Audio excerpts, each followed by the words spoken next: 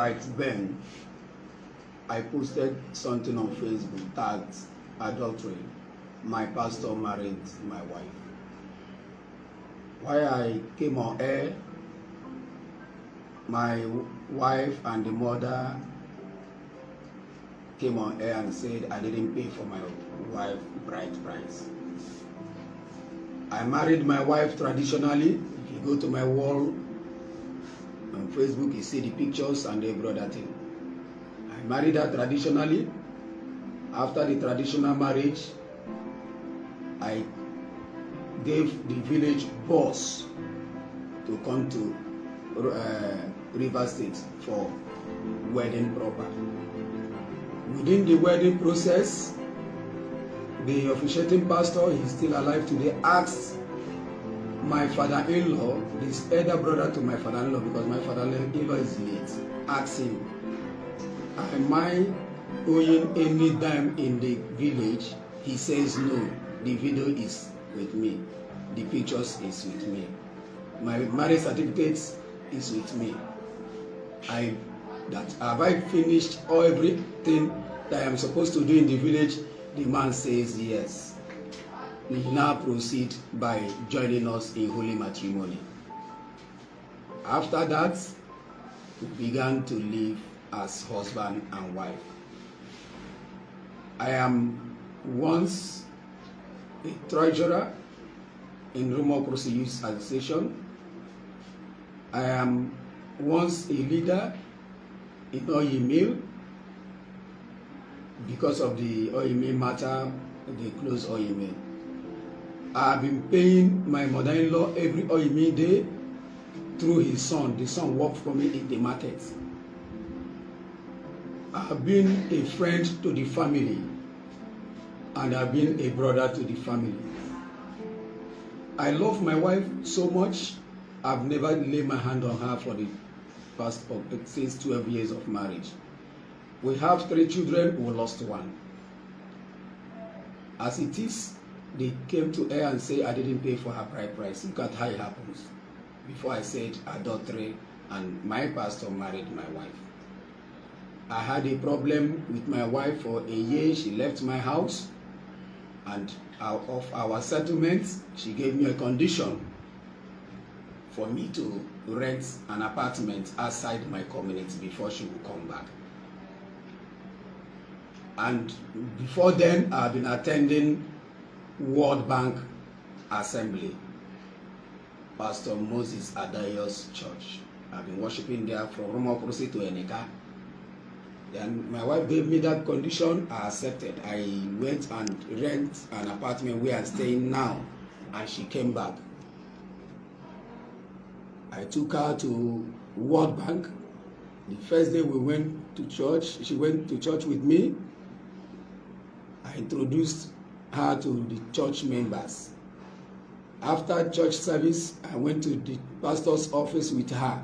I saw pastor, his wife, and I introduced my wife, Mrs. Tina Onyechi Bright. I introduced her to my pastor, Adeyayo Moses, with the wife. We were all happy. The wife now gave my wife an appointment being an assistant choir mistress. She started the work as an assistant choir mistress. She started going to church. As I'm talking to you, any church member that knows my wife should still comment if I'm telling lies. That knows Pastor Daria's wife, comment if I'm telling lies. I know I'm saying the truth. Today, the mother has come to earth that I didn't pay for her daughter's head. Who on earth that will do traditional marriage and white wedding without paying a diary for the daughter's head? Nobody. The world should know that nobody does that. That after traditional marriage, if you want to go for wedding, you must pay every dime in the family before they accept that white wedding for them to come and hand over their daughter to you in their altar, which they did. I am not surprised of what happened today. But what I'm saying, I'm not against of she marrying. What I'm against is, why must she be my pastor that I've been laying my complaint to. I started like this. I accused my wife of not being faithful to me. I complained to pastor. Pastor said I should call my wife.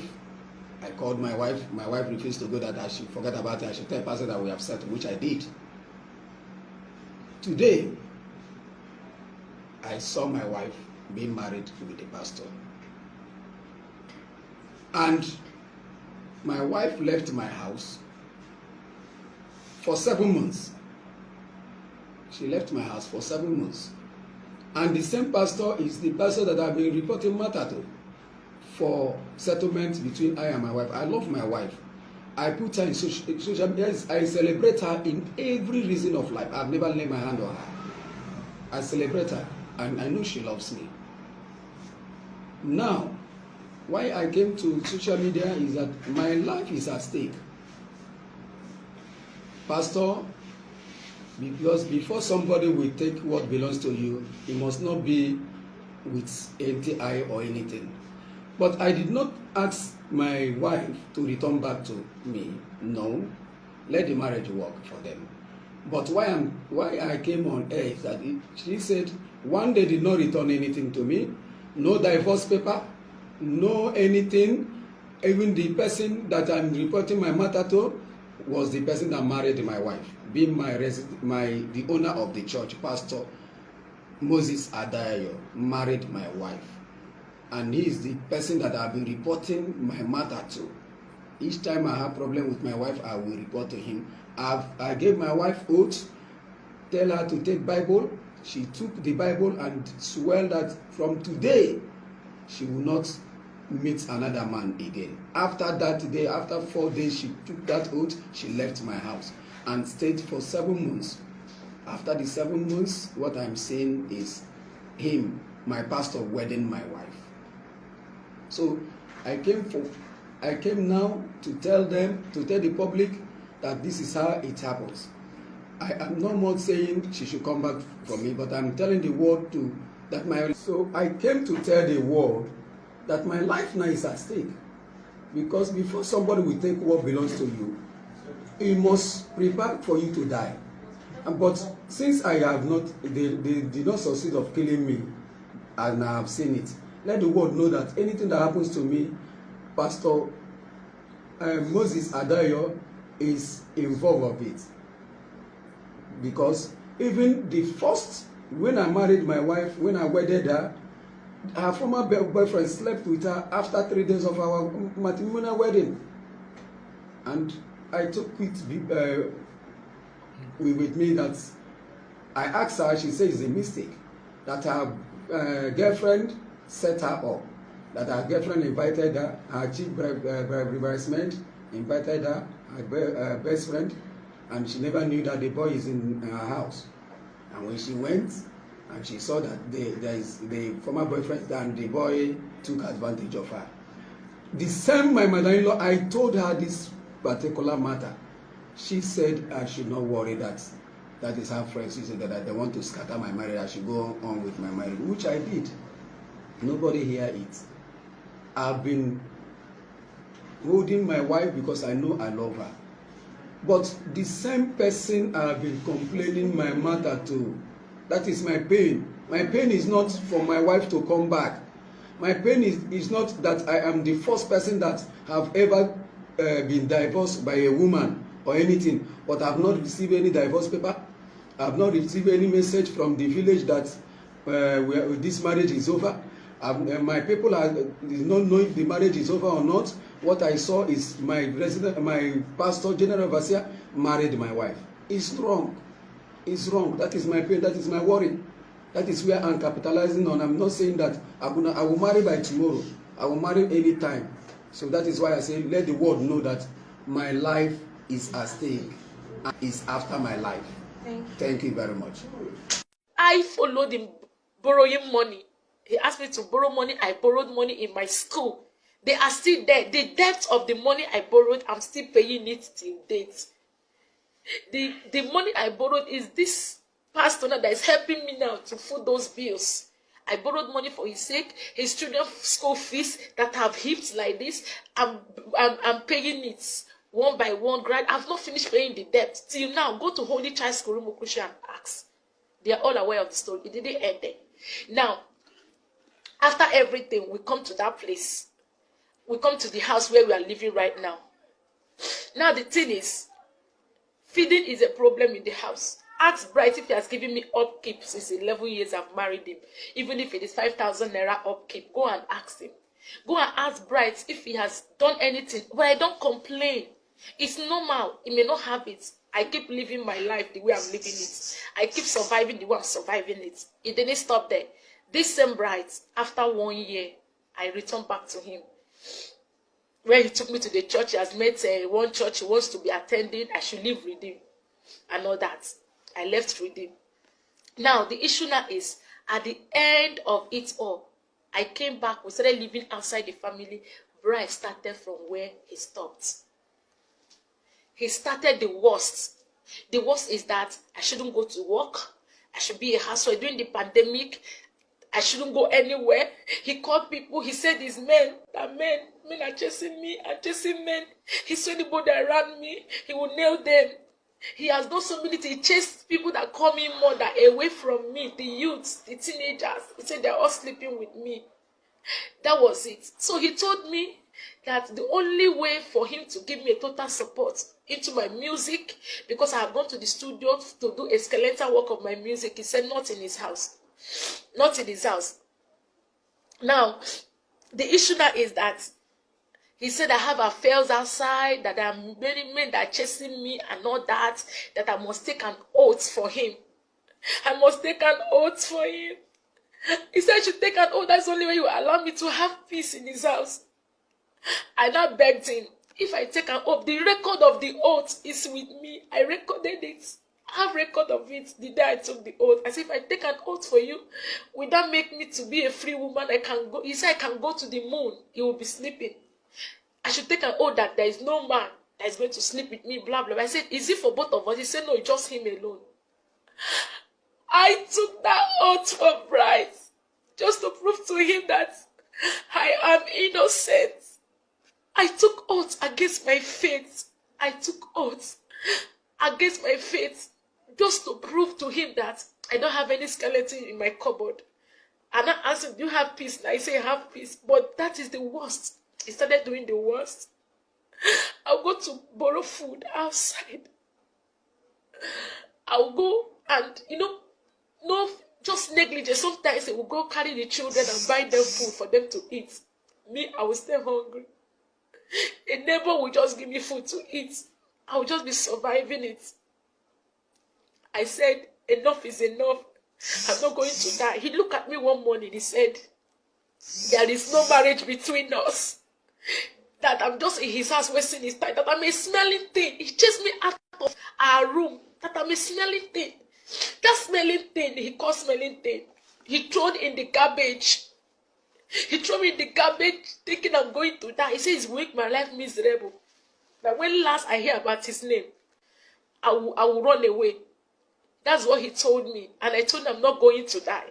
That he's going to make my life miserable and all that.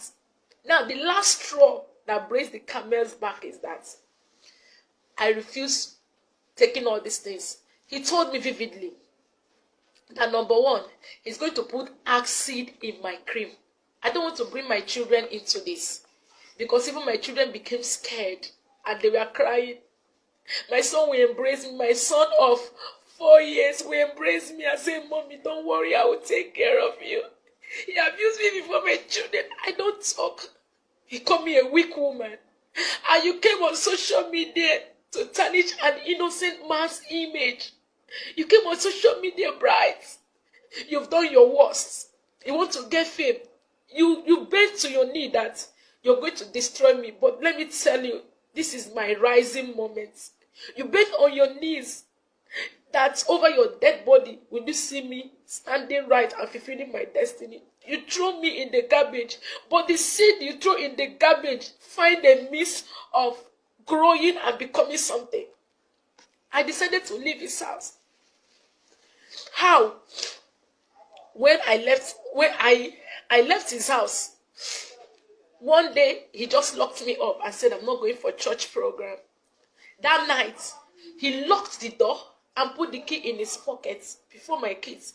I said, it has gone to the extent that he started locking me and walking away. So anything can happen to me. If there is a fire outbreak, I can't escape anywhere. He told me that the children I'm even talking about, it's not when I'm alive to see them, I will start talking about them. When I'm alive, that when I'm dead, I'm rubbish, he move on with his life. Then highest is money. My people don't talk and all that. He locked me up. I packed my things before his eyes. I said, Bright, it is over. Bright, it is over. I'm not going to do this anymore. This is the last straw that will break the camel's back. I can't die in your house. I can't die because I want to prove myself. I want to prove myself that I'm a good woman. Before his eyes, I packed my bags. I kept them or what. He told me to leave. That I should leave. Self is done with me. That it's just his children I'm taking care of. I packed my bag and I kept it. The next morning, that night, I escaped by my children. My daughter went and looked for spare key. And my son, they hid the key and come and give me and say, Mommy, run away. Mommy, escape. That was how I left the house that night. That was how I escaped out of that trap. In the morning, we pack our things. I packed the things, called a taxi, packed the things to my mother's house. That was on the 28th of November last year. Pastor Moses Adeyo was not in the picture. I have nothing with him then. I went to my mother's house. Bright knew that I'm in my mother's house. Even that day as I was going, he saw me. Let's talk. Okay, can we see? I told him, I'm not, if you want us to talk, come to my mother's house. As he came to my mother's house, he saw me. I said, this is where we are. And this I want to be. I'm done. I picked up a Bible to renounce the oaths I took. He ran away. Immediately he saw me pick up a Bible. He left the house because he knew I want to renounce the oaths. I lured him one day in a restaurant. I have a record of it. The oath I renounced. I lured him, told my sister to follow me. I didn't tell my sister what I was going to do. Before I quickly bring up a Bible, I renounced the oath. I said, your oath is no longer binding me. I am a free woman. I can live my life. It's not working. Let's not kill ourselves. Go your way. Let me go my way. He said over his dead body. It was not enough. It was not enough. I left. I left to Lagos on the second week of December. The first week of December, that's when I left Lagos. I was struggling. I have to squat with a friend. Because if I'm in Port Harcourt, Bright will ping me. Bright will trace me and will block my ways. That is his nature. He will always stop me on the road. I will cry, I'll be begging for rescue. I have to leave Port Harcourt so that I can have my peace. I went to Lagos. I started my life afresh. I started squatting and squatting. I got a mini job in Lagos. Nobody knew my story. I covered up. I started my life afresh. I started earning small money to be able to take care of myself. It didn't end there.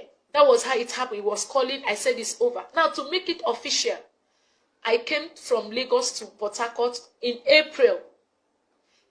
He said I left his house in 7 months and I ran and lived with Pastor Moses Adeyo. I've been in Lagos all this while. I came in April to my village. I went to my people and told them what has been going on. They shouted. I've been going through all this. I refused telling them. They invited Bright. The king of my community invited Bright and his father. He called his father. His father refused answering him. His father did not respond because they all know the story. Bright came with his friend. They told him to go and bring his father. He didn't bring his father. We had an agreement. We went to my house. My uncles, my father, the people that gave me anti-marriage sat. And I held my view. I opened my mouth and told them what has been happening. They all lamented. Even the friend he came with was shocked that he didn't tell him to this extent. Bright, they asked me if it is true. He said, yes, what I said was true. They said, but you never come to tell us that our doctor is not with you. You just seal it up all this while. But he said he doesn't know where I am, that I ran out of his house without his notice. He has been begging. Now, they asked me what I want. I told them that the marriage is over. I'm no longer interested. I want to move on and live my life. I'm no more interested. I have tried. This is the 4th time now. I can't be running and be coming back. I can't be running and coming back. That was how they said, okay, since you've decided to marry, we will not force you. Bright, our daughter says she's no longer interested. Whatever you've paid, they brought out the ledger, the family ledger, where they put down anything that has been done or that has been paid, bride price. They check it and they found out that Bright did not pay bride price. And I can remember vividly, before I returned after the 1 year, my uncle called him and said, you've not paid, we'll check in the list. There was no specific money. Come and do it. He just ignored it that he has married. Because the dowry is what they're supposed to refund him. Not like the money they bought for drink and all that. They said, we don't have anything. We wanted to refund you the dowry. Look at it. There is no dowry, specific amount, whether it's 1 naira or what. That was it. Before you know it, they told him, we would have collected the children self, but because we love you, okay, go and take care of the children. Let our daughter live. And make sure you don't come after her. He pleaded that they should give him more time to plead. They said, okay, we'll give you 2 weeks. If you're able to talk to her after 2 weeks, she accepted, then you will come back. But if she didn't accept after 2 weeks, leave her alone. If you come after her, we'll come after you. I went back to Lagos. I went back to Lagos after the meeting. I wasn't with Pastor Moses Adeyo. Pastor Moses Adeyo is living in the church premises in World Bank Assembly. There are people there. I'm living in Lagos. I wasn't living with him. I went back to Lagos to continue my life. He do call me until I blocked him. I told him, don't disturb me again. There is nothing between us. I have moved on. I will, if I want to live my life, I want to get married, whatever. He said, over his dead body would I get married. Over his dead body would I go to another man. Over his dead body. That is him for life and death, whatever. I told him, I have nothing to do with you. You don't own my life. I have my life to live. Before I came back 2 weeks ago. Even the day as I came back on Friday, he saw me on Sunday of it when he came to see the children in my mother's house. He saw me. He saw me. I wasn't in Pastor Moses' house. He said he doesn't know where I am. He saw me. And why did I say, I have nothing to do with you. If you want to take care of the children, these are our children. Take care of them. He saw me. It's my life. He dumped me in a dustbin. And all that, trying to bury me. Another man picked me up and tried to give me a new life. And he just stand up to tarnish my image. He stood up to render another man, to render an innocent man's name useless. Just because he chose to identify with me. He promised me that there is no man that wants to stand for me, that he will make them miserable.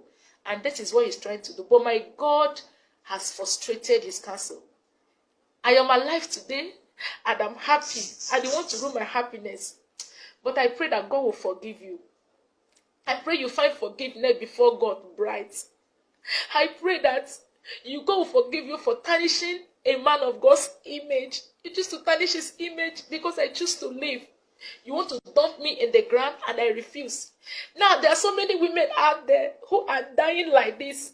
And because of what the society will say, they choose to die. If I have died in Bright's house, people will say, why didn't you talk?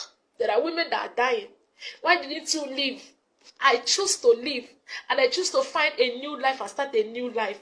And I've committed the worst crime. Because I refused to die in Bright's house. I refused to go through the same pain and torture. My children are going through so much emotional torture now because of his attitude and things he has done to them. But I don't want to put them in the picture. I didn't do this for you to believe me. I don't need your belief. I don't need your opinion. I don't need your support. But the same way you guys carry evil news to go viral in the social media, I want you to tell the world that I'm a woman that have strived to survive out of this stuff for 11 good years. He knows 11 years of pain, 11 years of torture, 11 years of disgrace and humiliation, 11 years of pain, 11 years of crying at night. He will come back anytime, any day. I'll open the door for him. He will abuse me and call me a useless woman. All these things happen. Now the thing is, I choose to marry. I have the right to marry whoever I want to.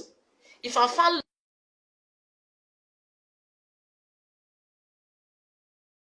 love with anybody, it is my life, nobody's life.